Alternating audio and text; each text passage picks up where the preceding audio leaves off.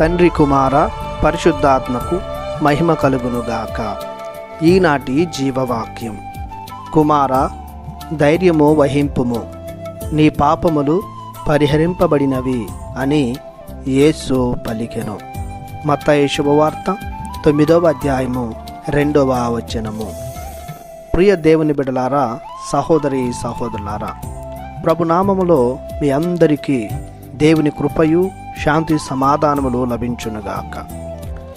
యేసు పడవపై సరస్సును దాటి తన పట్టణమునకు వచ్చెను.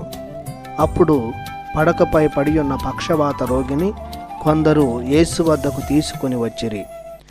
యేసు వారి విశ్వాసమును గమనించి ఈ మాటలు పలికి ఉన్నారు. ప్రియ సహోదరి సహోదరులారా, దేవుని బిడ్డలారా, మనిషి 3 రకాలుగా రోగాల పాలవుతుంటాడు. శారీరక బలహీనత వలన, మానసిక వ్యధల వలన మరియు పాపం కట్టుకోవడం ద్వారా. శారీరక రోగాన్ని వైద్యుల ద్వారా నయం చేసుకోవచ్చు. మానసిక బాధను మానసిక నిపుణుల ద్వారా తగ్గించుకోవచ్చు.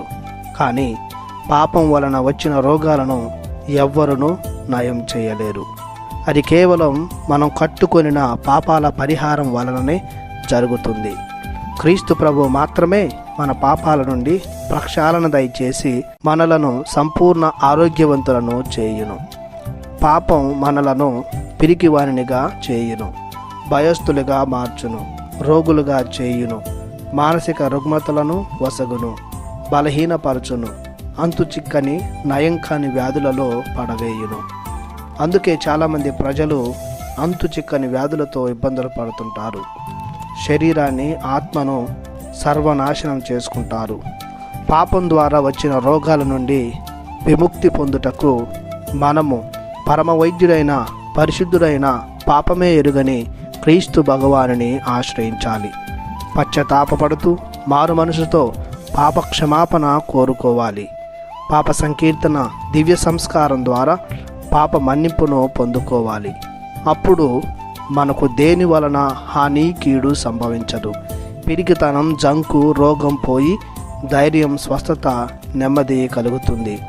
దేవుని తోడు, నీడ, కాపుదల మనకుంటుంది. ప్రార్థించుదము.